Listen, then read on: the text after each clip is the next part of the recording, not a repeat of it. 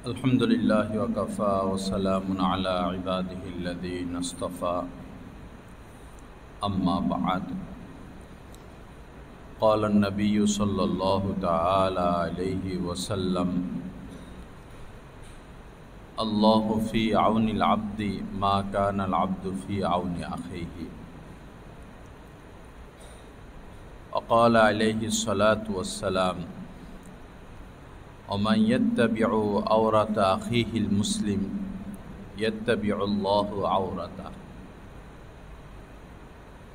वक़ाल अलैहि स्सलातु वस्सलाम मल्ऊनुन मन दार्र मुअ्मिनन औ मकर बिही। वक़ाल अलैहि स्सलातु वस्सलाम मन दार्र दार्रल्लाहु बिही व मन शाक़्क़ शाक़्क़ल्लाहु अलैहि। औ कमा क़ाल अन्नबिय्यु सल्लल्लाहु तआला अलैहि वसल्लम अल्लाहुम्मा सल्लि अला सय्यिदिना व मौलाना मुहम्मद व अला आलि सय्यिदिना व मौलाना मुहम्मद व बारिक वसल्लिम। अस्तग़फिरुल्लाहल्लज़ी ला इलाहा इल्ला हुवल हय्युल क़य्यूम व अतूबु इलैहि। আল্লাহ পাক জাল্লা জালালুহু আমাদের সবাইকে মাফ করে দেন। আল্লাহ পাক আমাদেরকে ইসলাহে কামেল নসিব করে দেন। নূরওয়ালা এক জিন্দেগি আল্লাহ পাক আমাদের সবাইকে দান করেন। লা ইলাহা ইল্লাল্লাহ।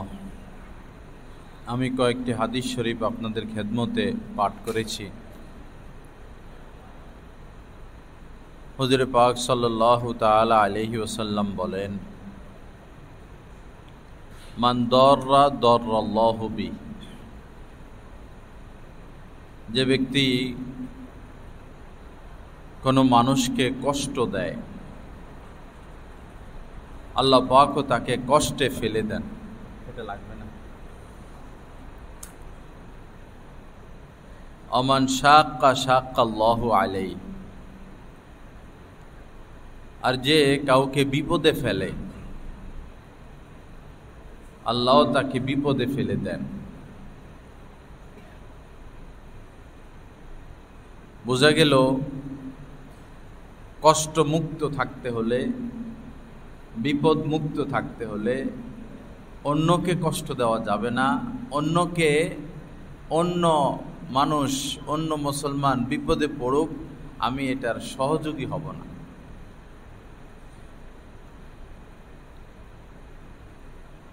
এবং হুজুরে পাক সাল্লাল্লাহু তাআলা আলাইহি সাল্লাম এও বলেছেন, মালউনুন মান দাররা মুমিনান আও মাকারা বিহি। ওই ব্যক্তি অভিশপ্ত যে কোনো মুমিনকে কষ্ট দেয়,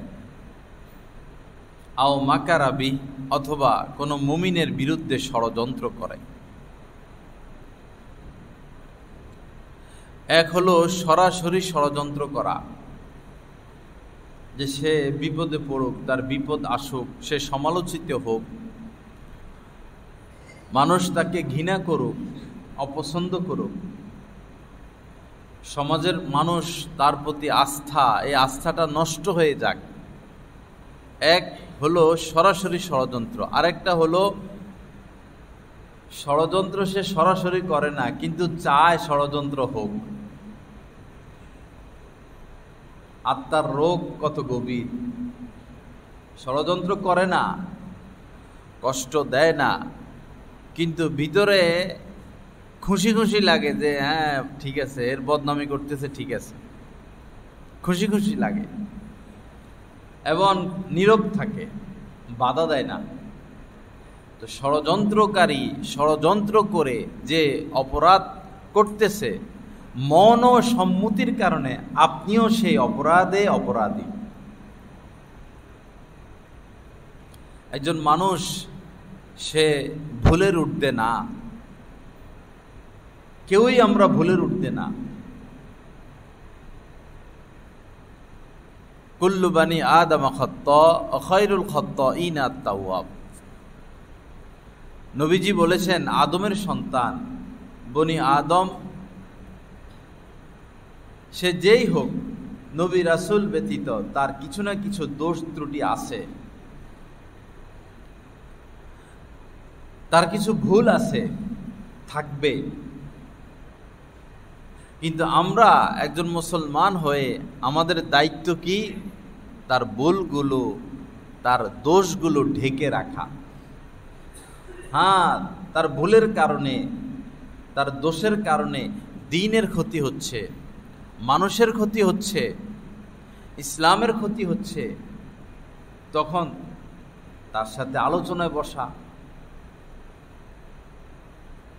অবশ্যই তাকে ডাকলে সে আসবে, বা তার মুরব্বির মাধ্যমে তাকে ডাকানো, বা তার মুরব্বিকে জানানো যে আপনার ছাত্র, আপনার শিষ্য, তার দ্বারা এই ক্ষতিটা হচ্ছে, তখন মুরব্বি তাকে নিষেধ করে দিবে। অথবা আপনারাই বসেন, বসে আলোচনা উঠান, এই কথার কারণে, এই আলোচনার কারণে ক্ষতি হচ্ছে। তিনি যদি মুমিন হন, মুসলমান হন, তার ভিতরে যদি ঈমান থাকে, সে যদি আল্লাহকে ভয় করে, অবশ্যই সে সেটা ছেড়ে দিবে। কিন্তু পিছনে পিছনে গুনগুন গুনগুন, এটার দ্বারা সমস্যা কমে না, বরং বাড়ে। এবং যারা গুনগুন করে তারা গীবতে আক্রান্ত হচ্ছে, তারা এই হাদিসের মাথা হাতে চলে আসে, মালউনুন মান দাররা মুমিনান আও মাকারা বি, যে মুমিনকে কষ্ট দিবে, তার বিরুদ্ধে ষড়যন্ত্র করবে, গুনগুন গুনগুন করবে, ষড়যন্ত্রের মৌন সম্মতি দিবে, অথবা চুপ, ষড়যন্ত্র হচ্ছে চুপ, এটাও এক ধরনের সমর্থন। তো আপনি নবীজির হাদিস অনুযায়ী আপনি অভিশপ্ত ব্যক্তি। সব জায়গায় চুপ থাকা যায় না, কিছু কিছু জায়গায় কথা বলতে হয়। আল্লাহ পাক সহি বোঝ দান করেন। একজন মুমিনের মর্যাদা, একজন মুসলমানের মর্যাদা সব কিছুর উপরে, অনেক উপরে। কোটি কোটি রাজা বাদশাহ, কোটি কোটি শিল্পপতি, ভিআইপি সিআইপি সব মুশরিক, আর একজন মুমিন সে সুইফার। ওই কোটি কোটি শিল্পপতি রাজা বাদশার চেয়ে এই সুইফারের মর্যাদা আল্লাহ পাকের দরবারে বেশি। একজন মুমিনের ইমানের আলো, হাকিমুল উম্মত মুজাদ্দিদি মিল্লাত শাহ আশরাফ আলী থানভী রহমতুল্লাহ আলাইহি বলেছেন, আমার শায়েখ ওই কথা বহুবার বলেছেন, একজন মুমিনের ইমানের আলো সূর্যের আলোর চেয়েও আরো বেশি প্রখর। সেই মুমিনের বিরুদ্ধাচরণ করা, মুমিনের পিছনে লেগে থাকা, তার গীবত করা, তার সমালোচনা করা কতটা অপরাধ, কতটা অপরাধে আমি আক্রান্ত। আল্লাহ পাক সহি বুঝ দান করেন, আল্লাহ পাক হেদায়েত দান করেন, আল্লাহ পাক আমাদের সবার ইসলাহে কামেল নসিব করে দেন। এজন্য সাবধান ভাই, কোন মুমিন মুসলমানের বিরুদ্ধে লাগবো না, তার সমালোচনা করব না, সমালোচনার সমর্থন করব না, মৌন সম্মতি জানাবো না, সংশোধনের পথে হাঁটবো। এমনিই তো বিশৃঙ্খলার অভাব নাই, আরো যদি বিশৃঙ্খলা বাড়ায়, ফিতনা বাড়ায়, আমরা এই সমাজে বাঁচবো কিভাবে? লা ইলাহা ইল্লাল্লাহ। আল্লাহ পাক আমাদের সবাইকে হেফাজত করেন। মান সাতারা আলা মুসলিমিন ফিদ দুনিয়া সাতারাল্লাহু আলাইহি ফিদ দুনিয়া ওয়াল আখিরাহ। এক তো নবীজি বললেন যে কেউ ভুলের উঠবে না, আবার এখন বলতেছেন মান সাতারা আলা মুসলিমিন, যে কোনো মুসলমানের দোষ ঢেকে রাখবে, দোষ ঢেকে রাখবে, ফিদ দুনিয়া, দুনিয়ার এই জিন্দেগিতে ঢেকে দিবে, দাফন করে দিবে। সাতারাল্লাহু আলাইহি ফিদ দুনিয়া ওয়াল আখিরাহ, আল্লাহ পাক ওই ব্যক্তির দোষ দুনিয়া এবং আখিরাত উভয় জায়গায় গোপন রাখবেন। কেউ আমরা বলতে পারবো না আমি ভুলের ঊর্ধ্বে, আমি দোষের ঊর্ধ্বে, আমি নিষ্পাপ, এ কথা বলার অধিকার আমাদের কারো নাই, আমরা পারবো না বলতে।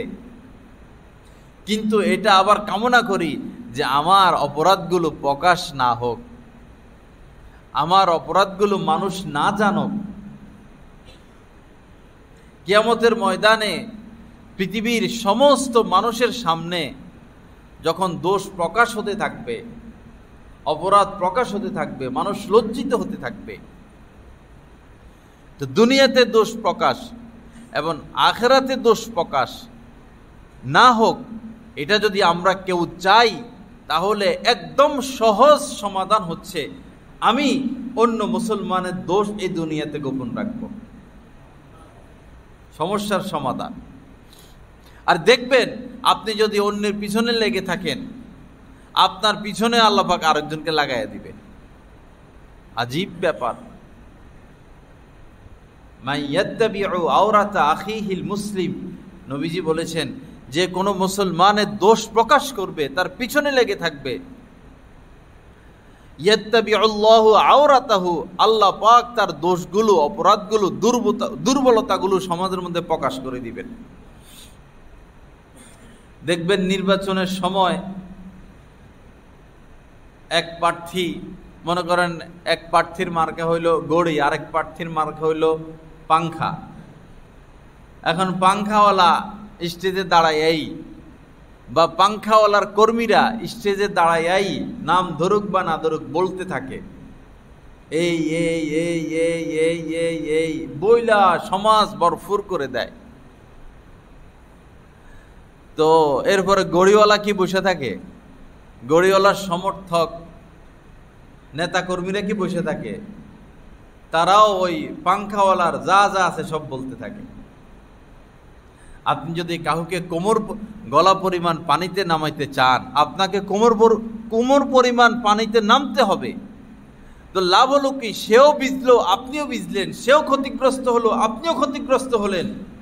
এর থেকে ভালো, যাই হোক, তুমি আমার উপর জুলুম করতেছ, আল্লাহ তোমার হেদায়েত দেখ, আমি প্রতিশোধ নিব না। আপনি নিরাপদে থাকলেন, তা আপনার কোমর পর্যন্ত পানিতে আর আপনার কোমরটা ভিজল না, আপনি নিরাপদ থাকলেন। ক্ষমা করে দেওয়া, ক্ষমা করে দেওয়া, ক্ষমা করে দেওয়া। তো ওই যে নির্বাচনীয় সমাবেশগুলো, এখানে গেলে যদি গীবত শুনতে হয়, এখানে যদি গীবত, প্রকাশ্যে গীবত করা হয়, তাহলে এখানে যাওয়া জায়েজ নাই, অবৈধ, হারাম। এভাবে আপনার যে কোনো বন্ধু বান্ধব যাদের কাজে গীবত করা, বসলেই গীবত, বিভিন্ন জায়গায় তো বসার জায়গা আছে, যেখানে বসলেই সমালোচনা শুরু হয়, সেখানে বসা হারাম, গুনাহ কবিরা। ওয়ালা তুসাহিব ইল্লা মুমিনা, নবীজি বলেছেন, মুমিন ব্যতীত কাউকে বন্ধু বানাবা না। আমরা কাকে বন্ধু বানালাম? যার সাথে আড্ডাটা জমে, যে চা খাওয়াইতে পারে। ধনী মানুষের বন্ধুর অভাব নাই, নেতাদের বন্ধুর অভাব নাই, কারণ এখান থেকে কিছু সহযোগিতা আসে। গরিবের সাথে, সৎ লোকের সাথে কেউ বন্ধুত্বতা করতে যায় না, এখান থেকে কিছু আসে না। তো আলেমকে বন্ধু বানাইতে চায় না, একজন হক্কানি আলেমের সোহবতে যাইতে চায় না, কারণ এখান থেকে তো আসবে না, তো বরং কিছু দিতে হবে, দিতে হয়। এই হচ্ছে মূল কারণ। বিভিন্ন বেদাতি লোক যারা ধর্মের নামে ব্যবসা শুরু করছে, দুনিয়া কামায়, যাদের অনুষ্ঠানগুলোতে জুয়া চলতে থাকে, বেদাত কাজ চলতে থাকে,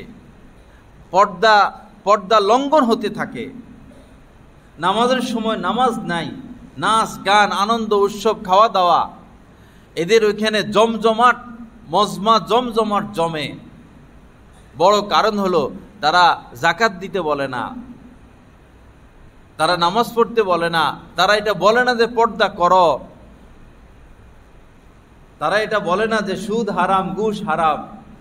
তাদের কথা হইলো, আসো গরু নিয়ে আসো, ছাগল নিয়ে আসো, নাচানাচি করো, গান গাও, খাওয়াও। বরং বড় বড় অনেক জায়গা এমন আছে যেখানে কি বলবো, সেবিকার, স্পেশাল ভিআইপি সেবিকার ব্যবস্থা আছে, বিশেষ রুমের ব্যবস্থা আছে। মানুষ সেখানে যায়, সেখানে স্বার্থ আছে, দুনিয়া কেন্দ্রিক স্বার্থ। সাহাবায়ে কেরাম নবীজির সান্নিধ্যে আসতেন, সোহবতে আসতেন, দুনিয়াবি কোনো স্বার্থ ছিল না, একমাত্র স্বার্থ আল্লাহ যেন আমার উপর সন্তুষ্ট হয়ে যায়। এখন আমরা তো আল্লাহ সন্তুষ্টি চাই না, আমরা তো নিজের ইসলাহ চাই না, সংশোধন চাই না, আমি আল্লাহর হই, আল্লাহ আমার হোক, আল্লাহর একবারই সন্তুষ্টি, আল্লাহর রাজাবন্দি তো আমরা চাই না। চাইলে তো আমরা আল্লাহ ওয়ালাদের সোহবতে পড়ে থাকতাম। আমরা তো টাইম পাস হোক, সময় পাস হোক, একটু আনন্দ হই, আনন্দ পাই, হাসি তামাশা করি, এই হচ্ছে আমাদের জিন্দেগি। এজন্য অসৎ বন্ধু বান্ধব হয়ে গেছে আমাদের কাছে প্রিয়। আল্লাহ পাক সহি বুঝ দান করেন। ওয়ালা তুসাহিবিল্লাহ মুমিনা, নবীজির এক একটা কথা এক এক হাজার সূর্যের আলোর চেয়েও আলোকিত। নবীজির এক একটা কথা, এক একটা হাদিস, এক একটা হেদায়েত আমাদের জীবনকে আলোকিত করবে। এক একটা হেদায়েত কি বললেন নবীজি? ওয়ালা তুসাহিবিল্লাহ মুমিনা, মুমিন ব্যতীত কাউকে বন্ধু বানাবা না। কে আমরা এমন আছি যে বন্ধু বানাইলাম যে অরিজিনাল মুমিন? বেশিরভাগ মানুষের বন্ধুই মুমিন না, কামেল মুমিন না। ওয়াল মুমিনু মান আমিনাহুন নাসু আলা দিমাইহিম ওয়া আমওয়ালিহিম, নবীজি বলেছেন মুমিন কাকে বলে?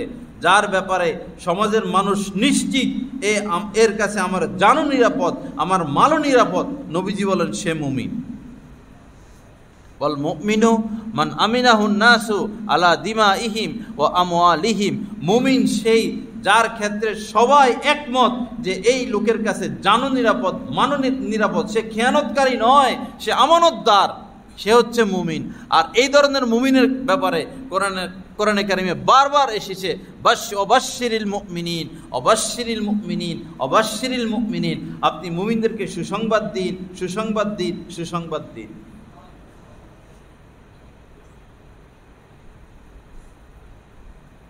ওয়ালা তাহিনু ওয়ালা তাহজানু ওয়া আনতুমুল আলাউন। সব জায়গায় মুসলমান মার খায়, এখানে মার খায়, সেখানে মার খায়, জ্বালাইয়া দিচ্ছে মুসলমানদের দেশ ঘর বাড়ি, হাজার হাজার মুসলমানদেরকে হত্যা করতেছে। মানুষ কেমন যেন আল্লাহকে দোষারোপ করে। আল্লাহ কি করে? প্রায় মানুষের মুখ দিয়ে এটা এসে যায়, আল্লাহ কি করে? আল্লাহ দেখে না? নাউজুবিল্লাহ। এই সমস্ত কথা অনেক সময় কুফরির পর্যায়ে চলে যায়। আল্লাহ তো সব খুলে বলে দিচ্ছেন, এই করলে এই হবে, ওই করলে এ হবে, সব বলে দিচ্ছেন কোরআন হাদিসের মধ্যে। আমরা সেদিকে নজর দেই।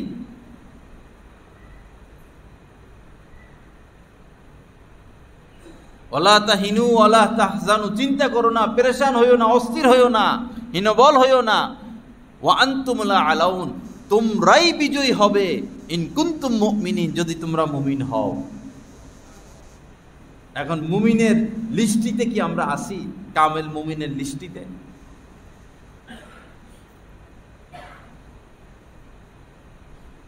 ওই কওমের উপর, ওই যেই এলাকায়, যেই জায়গায় আত্মীয়তার সাথে সম্পর্ক বিচ্ছিন্নকারী, আত্মীয়র সাথে সম্পর্ক বিচ্ছিন্নকারী যে জায়গায় থাকবে, সে জায়গায় কখনো আল্লাহ পাক রহমত নাজিল করবেন না। এটা তো নবীজি বলে গেছেন। আত্মীয়তার সাথে যে সম্পর্ক নষ্ট করে দিবে, কেটে দিবে, সেই কওমের উপরে, সেই জাতির উপরে, সেই এলাকার উপরে আল্লাহ রহমত নাজিল করবেন না। আমরা কে আছি? মায়ের সাথে ভালো সম্পর্ক, বাবার সাথে ভালো সম্পর্ক, খালার সাথে যোগাযোগ, ফুফুর সাথে যোগাযোগ, চাচা জ্যাঠার সাথে যোগাযোগ, দাদা দাদি, নানা নানি, আত্মীয় স্বজন, বোন ভাই, সুসম্পর্ক আমাদের সকল আত্মীয়র সাথে। এমন কে আছি? বরং ভাই বোনের হক মেরে খাচ্ছে, বড় ভাই ছোট ভাইয়ের হক মেরে খাচ্ছে, বাপ একদিকে যুগে যাচ্ছে, একাধিক বিয়ে করে এক সংসারে ছেলে মেয়েকে বেশি দিচ্ছে, অন্য ছেলে মেয়েকে কম দিচ্ছে, ভাই ভাইয়ের মধ্যে দ্বন্দ্ব, বোন বোনের মধ্যে দ্বন্দ্ব। এই তো আমাদের সমাজের মধ্যে। তো রহমত আসবে কোথায় থেকে? ঘরে ঘরে ছবি, ঘরে ঘরে ছবি, ঘরে ঘরে ছবি, মোবাইলে ছবি। মোবাইল টিপ দিলে স্ক্রিনের মধ্যে মেয়ের ছবি বেশি উঠে, স্ত্রীর ছবি বেশি উঠে। এর দ্বারা কি স্ত্রীর পর্দা লঙ্ঘন হচ্ছে না? মেয়ের পর্দা লঙ্ঘন হচ্ছে না? নবীজি যে বলে গেলেন যে যারা ছবি তোলে তাদের উপরে লানত, এই কথা কি আমাদের কানে পড়ে না? এরপরেও কেন স্ক্রিনের মধ্যে আমরা ছবি তুলে রাখি, প্রোফাইলের মধ্যে আমরা নিজেদের ছবি দিয়ে রাখি? এক নামাজি ব্যক্তি ফেসবুক আইডি খুললো, তো তাকে আরেকজন বললো, তো তুমি ছবি দিলা কেন? তোমার আইডি প্রোফাইলে ছবি দিলে কেন? কয় আমি ছবি না দিলে আমরা চিনবো কিভাবে? ইমাম সাহেব মদ গাঁজা খাইলেই মদ হালাল হয়ে যাবে না। কোনো ভাইরাল বক্তা মদ গাঁজা খাইলেই মদ হারাম হয়ে যাবে না। সুদ আর ঘুষ খাওয়া শুরু করলো আন্তর্জাতিক ভাইরাল বক্তা, এই কারণে সুদ আর ঘুষ হালাল হবে না। তদ্রূপ বড় চেয়ে বড় কোনো আলেম যদি ছবি তোলার এই হারাম কাজে লিপ্ত হয়ে যায়, কশ্চিন কালেও ছবি তোলা হারাম হবে না। হারাম কিয়ামত পর্যন্ত হারাম থাকবে, কারণ নতুন করে আর ওহী নাজিল হবে না। সে যেই হোক সে হারামে লিপ্ত, যেই ছবি তোলে সেই হারামে লিপ্ত, সে অভিশপ্ত, তার উপর অভিশাপ দিয়ে গেছেন নবীজি।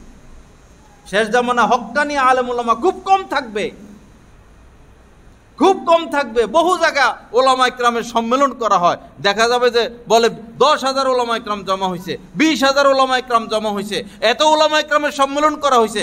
খবর নিলে দেখা যাবে ওখানে 5 জন আলেমও নাই। হাত্তাকে যে বয়ান করতেছে সেও হক্কানি আলেম না, তার মধ্যেও কমতি রয়ে গেছে। আলেম সে যে কোরআন হাদিসের উপর পুরাপুরি আমল করে, সেই হচ্ছে আলেম। যে ছবি তোলে সে কোনোদিন হক্কানি আলেম নয়। কমলপুর মাদ্রাসায় বসে এগুলো বলতেছি, এই নয় গ্রামের এক কোনায় বসে বলতেছি, দলিল প্রমাণ ছাড়া কোনো কথা বলি না। আপনারা হতে পারেন বক্ত, কিন্তু তাদের থেকে কিছু পাবেন না। আপনারাও ইসলাম চান না, তারাও তো ইসলাম চায় না। আপনাদেরও দুনিয়া দরকার, তাদেরও দুনিয়া দরকার। দোনো পক্ষের মধ্যে তো মিল মুনাসাবাত আছে। আমাদেরও দুনিয়া দরকার, তাদেরও দুনিয়া দরকার।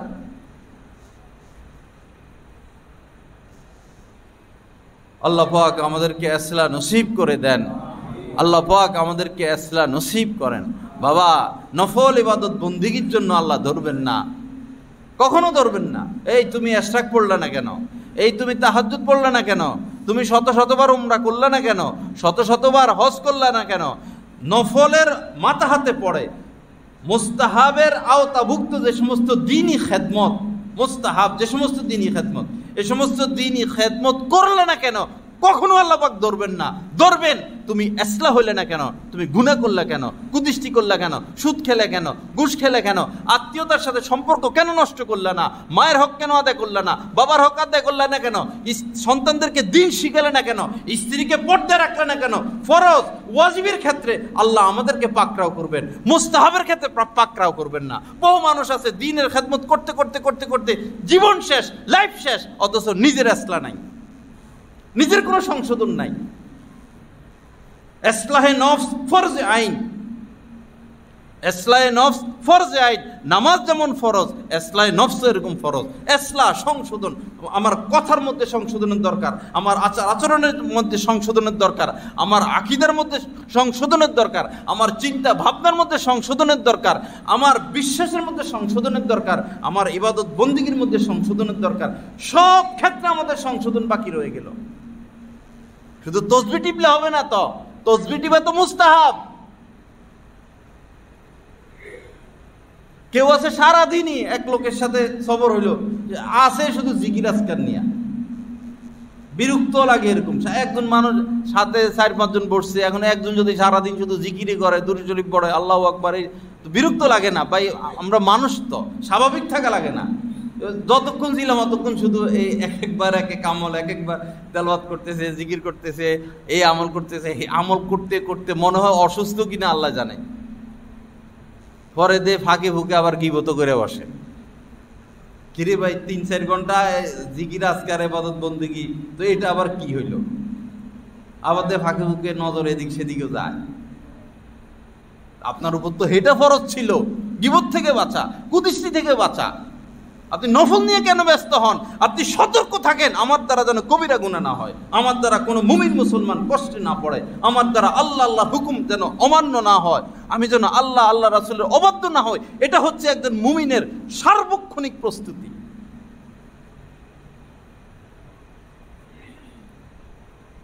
আল্লাহ পাক সহি বুঝ দান করেন। আল্লাহ পাক আমাদেরকে হেদায়েত দান করেন।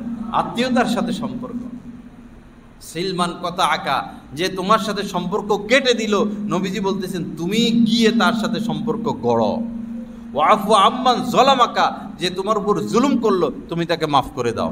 এই এক হাদিস নবীজির, এই একটা বাণী, এই একটা কথার উপরে যদি আমরা মানতে পারতাম, চলতে পারতাম, থানায় একটা মামলা হইল না, থানার দরকার নাই, র্যাবের দরকার নাই, পুলিশ সদস্যের দরকার নাই, বিচার বিভাগের দরকার নাই, এই হাদিসের উপর আমরা আমল করি।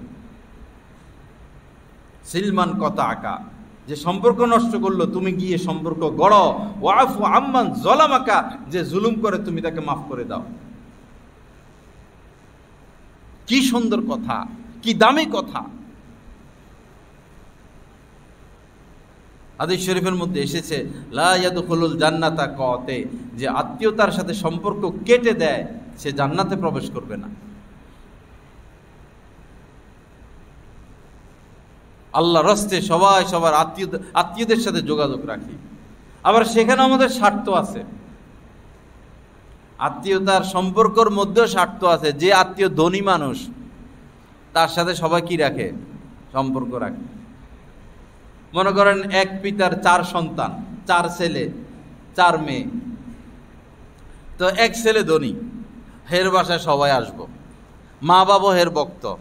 মা বাবা যেই ছেলেটা ধনী তার বাচ্চা মানে নাতিপুতি হেগুলার আদর করে, হেগুলার জন্য কলিজার টুকরা। আর যে পোলাটা গরিব হের নাতিপুতির দিকে তাকায়ও না। এই হচ্ছে সমাজের রং।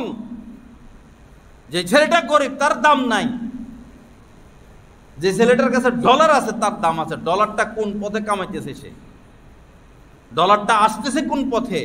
সে কি আপনার সন্তান আপনারা হারাম খাওয়াচ্ছে না হালাল খাওয়াচ্ছে?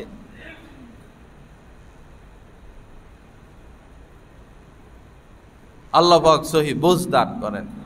আত্মীয়তার সাথে সম্পর্ক, মাঝে মধ্যে দেখা সাক্ষাৎ, মাঝে মধ্যে একটু ফোন দেওয়া, অসুস্থ হলো দেখতে যাওয়া, এতটুকুই তো।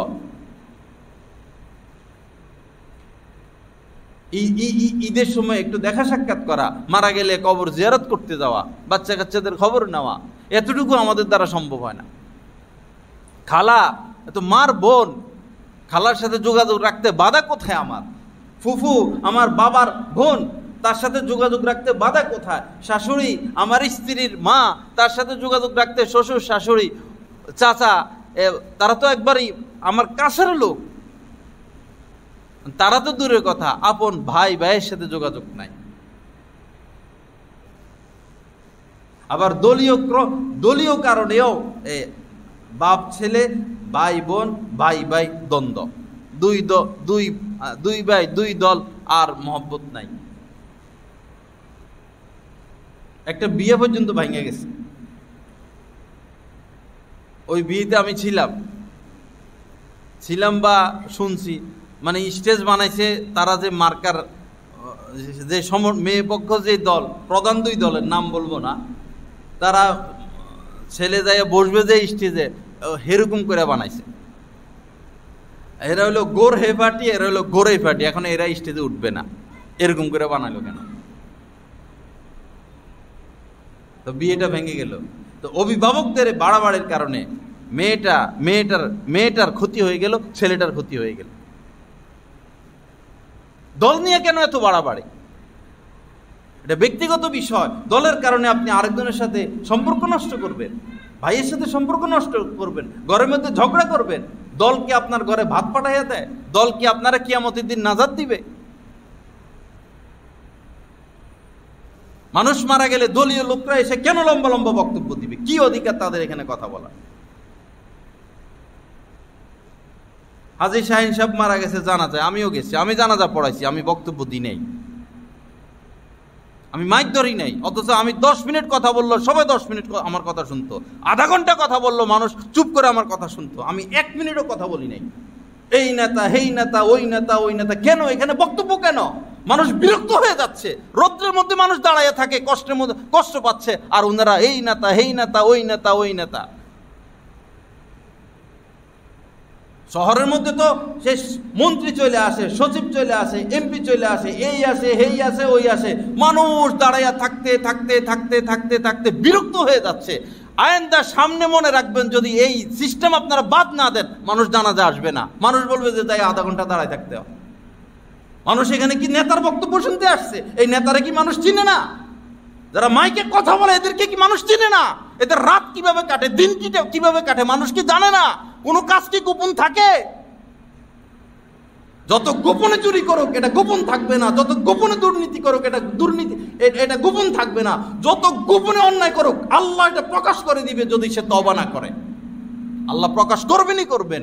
একজন মানুষ যত গোপনে ইবাদত বন্দেগী করুক এটাও যেমন প্রকাশ হয়ে যায়, যত গোপনে অপরাধ করুক এটাও প্রকাশ হয়ে যাবে। হ্যাঁ, যদি সে তওবা করে তাহলে আল্লাহ মাফ করে দিবেন। আল্লাহ এটা আমলনামা থেকেও আল্লাহ পাক এটা গোপন করে দিবেন। আর মানুষ যেন না জানে এই সিস্টেমও আল্লাহ পাক করে দিবেন। আত্মীয়ের সাথে ভালো সম্পর্ক রাখি, সমাজের মধ্যে জ্ঞানজাম না বাড়াই। একদিন নবীজি বলতেছেন যে তোমাদেরকে কি আমি বলবো, খবর দিব, তোমাদেরকে এমন বিষয়ের খবর দিব, এমন আমলের খবর দিব, এমন কাজের খবর দিব যেই কাজ নামাজ রোজা সৎকার চেয়েও আরো মূল্যবান। দেখেন কথা, নামাজ রোজা সৎকা নামাজ রোজার চেয়েও আরো বেশি সওয়াবের দিক থেকে মর্যাদাবান, এরকম খবর দিব। সাহাবায়ে কেরাম বলছেন, ইয়া রাসূলুল্লাহ অবশ্যই বলেন। তখন নবীজি বলছেন যে দুই মুসলমানের মধ্যে মীমাংসা করে দেওয়া। সুবহানাল্লাহ, দুই মুসলমানের মধ্যে মীমাংসা করে দেওয়া। স্বামী স্ত্রী মীমাংসা করে দিলেন, ভাই মীমাংসা করে দিলেন, দুই ব্যক্তির মধ্যে ঝগড়া মীমাংসা করে দিলাম, নামাজ রোজা সৎকার চেয়েও আমি বেশি সওয়াব পেয়ে গেলাম। আর যদি ঝগড়া লাগাই দিই, একই হাদিসের পিছনে নবীজি বলতেছেন, আর যে ঝগড়া লাগাই দেয়, বিবাদ লাগাই দেয়, সে তো মস্তক মণ্ডনকারী, অর্থাৎ সে তো দিনকে ধ্বংস করে দিল। আল্লাহ পাক সহি বুঝ দান করেন। বাবা, যারা বিচার করেন, বড় বড় সালিশদার, আপনাদের ব্রেন আছে, জ্ঞান বুদ্ধি আছে, আপনারা মাশাআল্লাহ সময় দিতে পারেন, করতেছেন, এটা ভালো কাজ। কিন্তু বাবা, টেবিলের নিচে দিয়ে কিছু খাইয়েন না, এই অপরাধটা করবেন না। আপনাদের মর্যাদা অনেক উপরে উঠে যাবে কিয়ামতের ময়দানে। অনেক অনেক নেকি আপনারা পাবেন এই যারা সালিশ করে, সমাধান করে। একবারে ন্যায্য কথা বলবেন, হক কথা বলবেন। কে কষ্ট পাইল কি পাইল না, আপনার রায় যদি মায়ের বিরুদ্ধে যায়, বাবার বিরুদ্ধে যায়, সন্তানের বিরুদ্ধে যায়, আপনি সঠিক রায় দিয়ে দেন, আপনার মর্যাদা আল্লাহ পাক বাড়াইয়া দিবে। আর আপনি যত গোপনে নেন না কেন, এটা গোপন থাকবে না। আল্লাহ পাক সহি বুঝ দান করেন। আল্লাহ পাক এই যে বিভিন্ন রাষ্ট্রের উপরে হামলা, ঘর বাড়ি জ্বালায় দিতেছে, হাজার হাজার মুসলমান মারতেছে, কয় আল্লাহ কি করে? আমরা কি করি সেটা না আমরা দেখবো। আমাদের দায়িত্ব কি দায়িত্ব দিয়ে রাখছেন, কি করলে কি হবে, এটা তো কোরআন হাদিসে আছেই, সেটা হচ্ছে। বিপদ একদম মাথার উপরে, মনে রাখবেন। আমাদের বাংলাদেশিদের বিপদ একদম মাথার উপরে। দুর্ভিক্ষ হোক, মহামারী হোক, বা স্বাধীনতা হারাই, মা বোনদের ইজ্জত হারাই, যে কোনো ধরনের বড় ধরনের বিপদ একদম মাথার উপরে। ব্যাপক হয়ে যাচ্ছে আমাদের মধ্যে সুদ ঘুষ, ব্যাপক হয়ে গেছে বেপর্দা, ব্যাপক হয়ে গেছে ছবি তোলা, ব্যাপক হয়ে গেছে কুদৃষ্টি, ব্যাপক হয়ে গেছে গীবত, ব্যাপক হয়ে গেছে ওয়াদা ভঙ্গ করা, প্রতিশ্রুতি ভঙ্গ করা, কথা দিয়ে কথা না রাখা। আর একটা দেশ, একটা সমাজ, একটা জাতি ধ্বংস হওয়ার আগে মানুষের অবস্থা এমন হয়।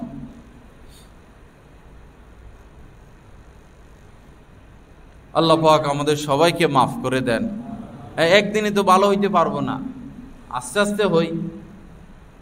আস্তে হই। নিয়ত করি যে এক সপ্তাহ চেষ্টা কইরা এই জুমার বয়ানে একটা অপরাধ ছাড়বো। আজকে যা শুনলাম সব পারবো না, একটা অপরাধ ছেড়ে দিব।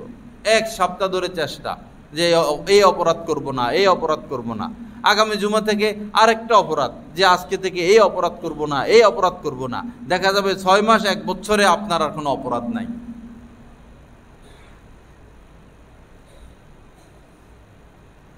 আল্লাহ পাক আমাদেরকে হেদায়েত দান করেন। আল্লাহ পাক আমাদেরকে পূর্ণ হেদায়েত নসিব করেন। এক হাদিসের মধ্যে এসেছে, নবীজি বলেছেন, খারাপ হওয়ার জন্য একজন মানুষ খারাপ হওয়ার জন্য এটাই যথেষ্ট। মিন হাসবিম রিইম মিনাশ শাররি, একজন মানুষ খারাপ হওয়ার জন্য এটাই যথেষ্ট যে সে তার কোনো মুসলমান ভাইকে কি করবে? উপহাস করবে, অপমানিত করবে, আইয়াহতারিকা, অপমান করবে, লাঞ্ছিত করবে। এতটুকুই যথেষ্ট একজন মানুষ খারাপ হওয়ার জন্য।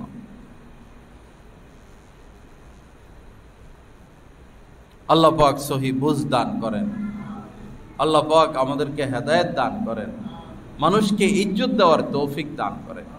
মানুষকে ইজ্জত দেই, বড়কে শ্রদ্ধা করা, ছোটদেরকে স্নেহ করা, আলেম ওলামাকে তাজিম করা।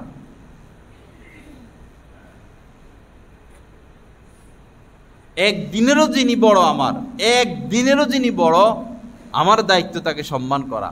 সে আমার পরিচিত হোক, সে আমার অপরিচিত হোক, সে আমার বড়, তাকে আমি সম্মান করব। আমার বড় ভাই, আমার চাচা, আমার জ্যাঠা, আমার নানা,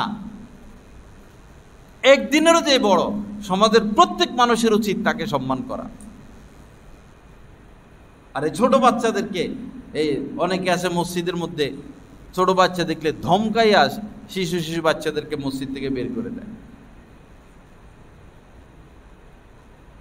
যে মসজিদে আসলে প্রস্রাব পায়খানা অপবিত্র করার মতো না, যে বাচ্চাটা যে নাপাক বুঝে মসজিদে সে প্রস্রাব করে দিবে না, সে মসজিদে আসতে বাধা কি?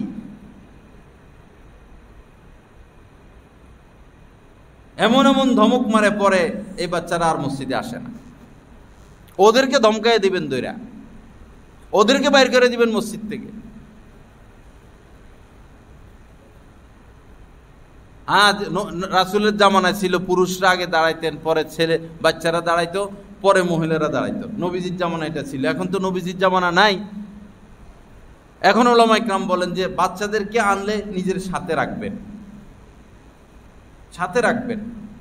বাচ্চা হারিয়ে যাওয়ার ভয় আছে, পিছনে গেলে দুষ্টুমি করার সম্ভাবনা আছে, সাথে রাখা। আর আগে বুঝাইয়া দেওয়া যে বাবা তুমি মসজিদে গিয়ে কথা বলবা না, দৌড়াদৌড়ি করবা না, ছুটাছুটি করবা না। হ্যাঁ, যে সে ছুটাছুটি করে, দৌড়াদৌড়ি করে, তাকে না আনলেন। যে আসলে আপনার সাথে চুপচাপ থাকবে, বয়ান শুনবে, নামাজ পড়বে, তাকে আনতে তো কোনো বাধা নাই।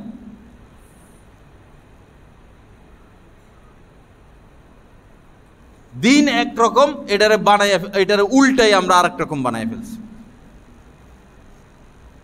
এটার বড় কারণ হচ্ছে আমরা মুহাক্কিক আল্লাহওয়ালা আলেমদের থেকে দিন শিখি না।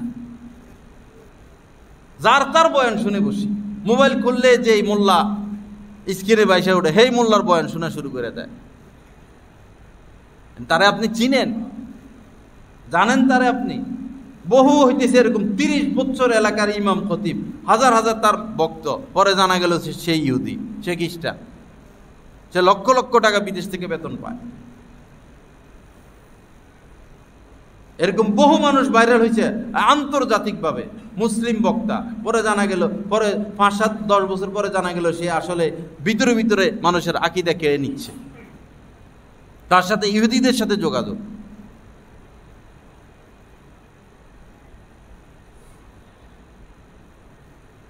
এজন্য ফানজুরু আম্মান তাখুযুনা দীনাকুম, কার থেকে দিন শিখো তাকে যাচাই বাছাই করো।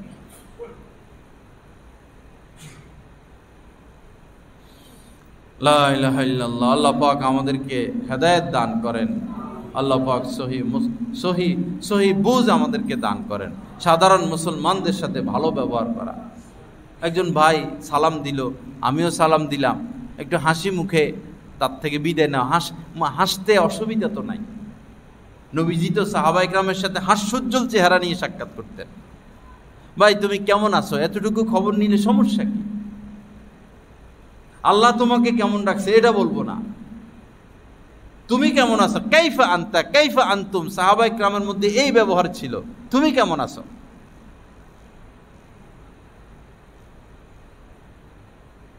একটু খোঁজ খবর নেওয়া, ভালো আচরণ করা, চা খাইতে বসলাম, আরো 2-4 জন আছে, ভাই সবারে চা দেন। এটা না সুন্দর? খরচ করলে না মজা লাগে ভাই? জমাইলে তো আপনার বিপদ জমাইতেছেন। এই যে ঘুম আসে না, 2-3টা ট্যাবলেট খাইয়াও বেশি টাকা পয়সা হয়ে গেছে, আর কেমনে ঘুমাবে? মিল ফ্যাক্টরি এত বাড়াইছে, ব্যবসা এত বাড়াইছে, মানুষ ফ্যান একটা বেশি ঘুরলে গরম হয়ে যায় না, পরে কয়েল জ্বলে যায় না? তো মানুষের ব্রেন স্ট্রোক মানে কয়েল জ্বলে যাইতেছে। গাড়ি একটা বেশি চললে পরে ইঞ্জিন বাস্ট হয় না, তো আমাদের ইঞ্জিন বাস্ট হয়, এটার নাম হইল হার্ট অ্যাটাক, ব্রেন স্ট্রোক। এটার কারণ হলো চাপ বেশি। ব্যবসা বাড়াইতে দেশ ছাড়া বিদেশ। তা আল্লাহ যে এখনো বাঁচায় রাখছে, এটা তো দয়া। আরো আগে তো কয়েল এটা বাস্ট হওয়ার কথা, ইঞ্জিন এটা বাস্ট হওয়ার কথা। এটা আল্লাহর দয়া এখনো, কারণ আল্লাহ নির্ধারণ করে রাখছে এই লোক 70 বছর বাঁচবে, এই জন্য এখনো কয়েল এটা জ্বলে যায় নাই। এত দরকার কি? যার আয় কম তার হিসাব কম আল্লাহর দরবারে। আপনার যতটুকু দরকার, আপনার জীবনটা চলে যাবে, আপনার সন্তানের জীবনটা চলে যাবে, আলহামদুলিল্লাহ। এখন ইবাদতে মনোনিবেশ হয়ে যান, প্রতি মাসে 2-3 মাস পর একবার উমরা যান, আলেম ওলামাদের সোহবতে যান, সময় সুযোগ মোতাবেক আলেমদের সাথী হয়ে তবলিগে বের হন, দিন শিখেন, কোরআনটা শিখেন। কয়জন কোটিপতি আছে সহি শুদ্ধভাবে কোরআন পড়তে পারে? ভাই একজন আলেমের কাছে গিয়া প্রতিদিন 10 মিনিট করে পড়েন না, আধা ঘন্টা করে 20 মিনিটে পড়লেন, যে আমি শুধু 10 মিনিট সময় দিব। 10 মিনিট করে সময় দিলে 6 মাস 1 বছরের মাথায় আপনি কোরআন শিখে কোরআন পড়তে পারবেন। 10টা মিনিট কি আমি জাহান্নামের আগুন থেকে বাঁচার জন্য বের করতে পারি না? কত আফসোসের কথা এগুলো। সাহাবায়ে কিরাম, নবীজি ব্যস্ত ছিলেন দিনের কাজ নিয়ে, আল্লাহকে রাজি খুশি করানো নিয়া, কেমনে আল্লাহকে আরো রাজি করানো যায়, কেমনে আল্লাহ পাকের আরো নৈকট্য হাসিল করা যায়, এই ছিল সাহাবায়ে কিরামের ব্যস্ততা। আর আমাদের ব্যস্ততা হলো কেমনে জমি আরো কিনবো, কেমনে বাড়ি আরো বানাবো, কেমনে আরো মার্কেট করবো, কেমনে আরো ব্যবসা বাড়াবো। এই করতে পরে কয়েল জ্বলে যায়, ইঞ্জিন বাস্ট হয়ে যায়। এক লোকের কথা তো শুনেছি আপনাদেরকে, আশ্চর্য খবর বেচারা, আবার বলতেছি আর কি। মারা যাওয়ার কিছুক্ষণ আগে, মানে আইসিইউতে ঢুকবো, লাইফ সাপোর্টে, কিছুক্ষণ আগে নিঃশ্বাস নিতে পারে না। হয়তো সে আর 1-2টা কথা বলতে পারবে, 3টা কথা বলতে পারবে। এখন তো সে লা ইলাহা ইল্লাল্লাহ বলবে, শেষ তার। এই শেষ কথাগুলো মইরা এরকম। ছেলেরা বলতেছে অমুকের কাছে 10 লাখ আছে, ওইখান থেকে এত পাবি, অমুকের 20 লাখ দিয়ে রাখছি, এখান থেকে এত পাবি, অমুকের কাছে 60 লাখ আছে, তার কাছ থেকে এত পাবি। ওই করে আর কি, সুদ। এই ছেলেরে হিসাব সব দিতে পারে নাই, গেছে গা। এখন কি ছেলে বাপের কবরে দিয়ে আসে কিছু? বাপে কামাইছে হারাম পন্থা, এত বড় বড় বোতল খাইয়া টাকা শেষ করবো। আল্লাহর কসম, মসজিদে বসে বলতেছি, আপনি যদি হারাম পন্থায় কামান, আপনার সন্তানেরা হারাম পন্থায় টাকা শেষ করে দিবে। হারামের মধ্যে বরকত নাই।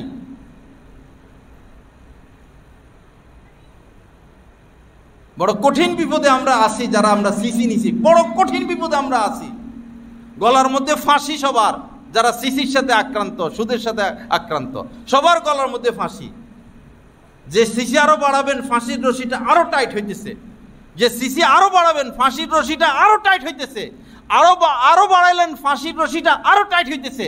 এমন টাইট, এখন নিঃশ্বাস নিতেও পারেন না, নিঃশ্বাস ছাড়তেও পারেন না। এই বিপদে আপনি আছেন।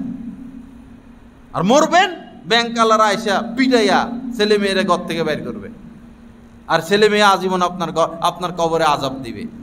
বলে তো যে বাপের কবরে আগুন জ্বলুক, বাপে বিপদে ফালাইয়া গেছে। বহু কম মানুষ দুনিয়া থেকে বিদায় নিচ্ছে এই সিসি নিয়ে, সিসি ঋণ পরিশোধ করে, ব্যাংকের ঋণ পরিশোধ করে খুব কম মানুষ দুনিয়া থেকে বিদায় নিতে পারতেছে।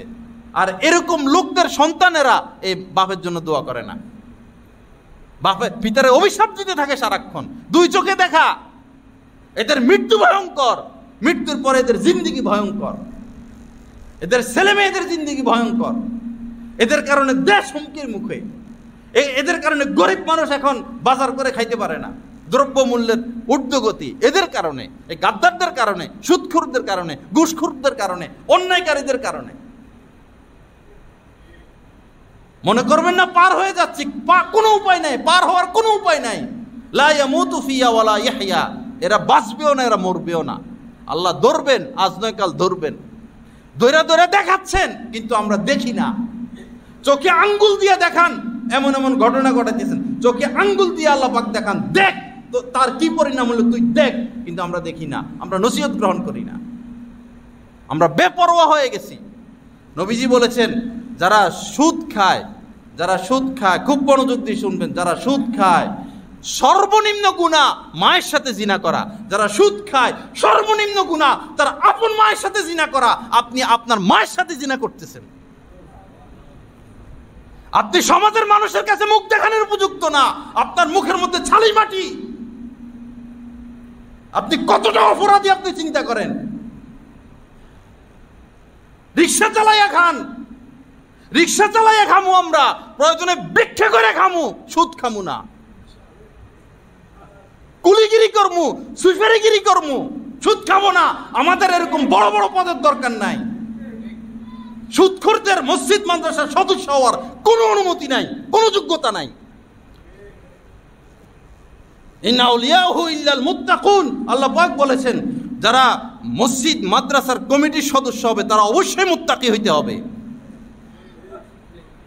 এই কারণে মসজিদ মাদ্রাসার মধ্যে আগুন জ্বলতেছে, শান্তি নাই।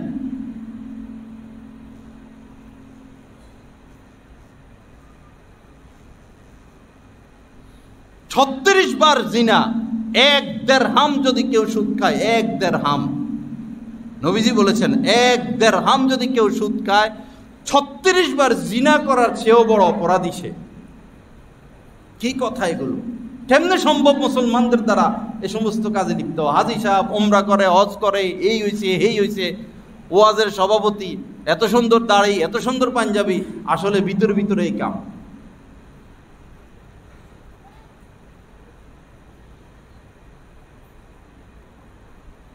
এখন এগুলো যারা বলবে তাদেরকে মসজিদে এখন বড় বড় মাহফিলে আমার নাম আসে না।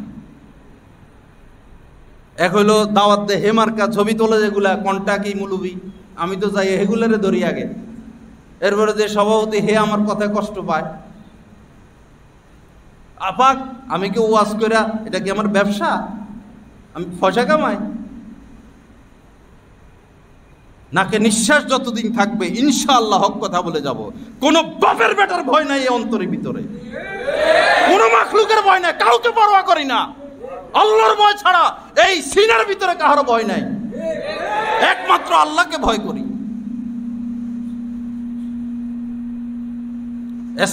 ইসলাম নিয়ত করি আমরা আল্লাহর রাস্তে 100 বার যদি বলেন 100 বার আপনার পা ধরবো, আপনার পা ধুইয়া পানি খাবো, আপনার পায়ে পা ধরে পড়ে থাকবো। আসেন, সুদ মুক্ত হন, দেশটাকে বাঁচান, গরিব মানুষকে বাঁচান, আপনার স্ত্রী সন্তানকে বাঁচান, আপনি বাঁচেন। দেশ হুমকির মুখে। 1 কেজি ইলিশের দাম 2000 টাকা, 1 কেজি ইলিশের দাম 2000 টাকা। একজন আলেম যদি এই পরিচালনার দায়িত্বে থাকতো, 1 কেজি ইলিশ আপনারা 100 টাকা দিয়ে পাইতেন। 1 কেজি ইলিশ 100 টাকা, আরো কমাই দেবো, 1 কেজি ইলিশ 50 টাকা ওইটা পাবেন। একটা ইলিশের মধ্যে 20 লক্ষ ডিম থাকে। একটা ইলিশের মধ্যে বিজ্ঞানীদের গবেষণা কম বেশ 20 লক্ষ ডিম একটা ইলিশের মধ্যে। যখন ইলিশের পেটে ডিম আসে, যখন ইলিশ বাচ্চা দেয়, 1 মাস 2 মাস সব এই একবারে গুলির অর্ডার, ডাইরেক্ট গুলির অর্ডার। যে ইলিশ ধরবে গুলি করা হবে হাতে পায়ে। র্যাব আর এই সেনাবাহিনী নদীতে ঘুরতেছে স্পিরিট বোট নিয়ে, মাছ ধরলে গুলি, মাছ ধরলে গুলি। 1.5-2 মাস বা 1 মাস 100 টাকা দিয়ে ইলিশ পাবেন। এখন যারা আইন করে, যারা আইন বাস্তবায়ন করে, তাদের কাছে ইলিশের ডিম প্রিয়। ইলিশের ডিম কি প্রিয়? তো ইলিশের কেজি 2000, এটা তো আল্লাহর দয়া। ইলিশের কেজি 5000 হওয়ার কথা। আইন আছে সরকারিভাবে, বাস্তবায়ন নাই। বাস্তবায়ন আছে পুরোপুরি নাই।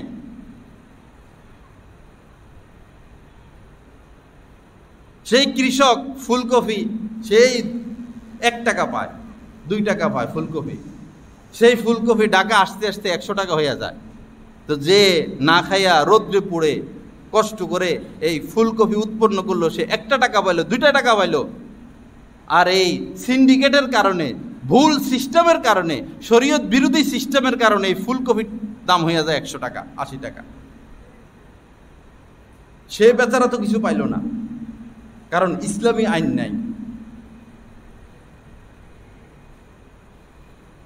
লা ইলাহা ইল্লাল্লাহ। আল্লাহ পাক আমাদেরকে মাফ করে দেন, আল্লাহ পাক আমাদেরকে গুনাহমুক্ত জিন্দেগি নসিব করেন, আল্লাহ পাক আমাদের এই দেশকে হেফাজত করেন, আল্লাহ পাক দেশের মধ্যে ভরপুর বরকত দান করেন, আল্লাহ পাক আমাদের এই দেশে খনিজ সম্পদ দান করেন, সোনার খনি দান করেন। যারা বিদেশে আছে টাকা পয়সা কামায়, যে রেমিটেন্স, আল্লাহ পাক এই রেমিটেন্সের মধ্যে ভরপুর বরকত দান করেন। যারা দেশ চালায়, আমাদের এমপি, মন্ত্রী, পুলিশ সদস্য, র্যাব সদস্য, সকলকে আল্লাহ পাক কামেল হেদায়েত দান করেন। আল্লাহ পাক সবাইকে আল্লাহওয়ালা বানায়া দেন, আল্লাহ পাক সবাইকে নামাজি বানায়া দেন। যারা আমরা সুদে জড়িয়ে পড়েছি, আল্লাহ পাক আল্লাহ দয়া করে আমাদেরকে বের হওয়ার তৌফিক দান করেন। অন্তত এটা তো নিয়ত করতে পারি যে আর বাড়াবো না, কি বলেন? যারা ঢুকে গেছে আর বাড়াবো না, এটা তো নিয়ত করতে পারি, আর বাড়াবো না। একটা জমি টমি বেঁচে হইল বাইর হয়ে যান, আপনার ব্যবসায় বরকত হবে। স্ত্রী স্বর্ণগয়না বিক্রি করে যদি বের হওয়া সম্ভব হয়, বের হয়ে যান। যদি গড় আপনার 4% উপরে জায়গা আছে, 2% বিক্রি করে হইলো, বের হয়ে যান, বরকত হবে জীবনে। আর না হলে ওষুধ আপনার ঘুম দিতে পারবে না, আপনার কয়েল জ্বলে যাবে, ইঞ্জিন বাস্ট হবে। যা কিছু আলোচনা হলো, আল্লাহ পাক আমাদেরকে এই কথাগুলোর উপর আমলের তৌফিক দান করেন। ওয়া আখিরু দাওয়ানা আলহামদুলিল্লাহি রাব্বিল আলামিন। হযরত ওয়ালা দামাত বারাকাতুহুমের প্রতিটি বয়ান পাচ্ছেন নেটের মাধ্যমে, টেলিগ্রামের মাধ্যমে। প্রথমত গুগল প্লে স্টোর থেকে টেলিগ্রাম অ্যাপসটি ডাউনলোড করতে হবে। তারপর টেলিগ্রাম অ্যাপসে প্রবেশ করে নিজের মোবাইল নাম্বার এবং একটি ভেরিফিকেশন কোড প্রদানের মাধ্যমে অ্যাকাউন্ট খুলতে হবে। অ্যাকাউন্ট খোলার পর ডান পাশে উপরে একটি সার্চ আইকন থাকবে, ওইখানে বাংলায় লিখতে হবে বয়ানে মাওলানা জহিরুল ইসলাম সাহেব, অথবা ইংরেজিতে @বয়ানবিডি। তারপর চ্যানেলে প্রবেশ। পরবর্তী কাজ হলো নিচে জয়েন আইকন থাকবে, ওইখানে ক্লিক করা। জয়েন হয়ে যাওয়ার পর পূর্ববর্তী আপলোডকৃত সকল বয়ান আপনারা পেয়ে যাবেন খুব সহজে। আলহামদুলিল্লাহ, প্রতি ইংরেজি মাসের শেষ শুক্রবার কমলপুর মাদ্রাসা মসজিদে মাসিক ইজতেমা অনুষ্ঠিত হয়। উক্ত মজলিসে অংশগ্রহণ করার জন্য সকলের প্রতি দিনী দাওয়াত রইল।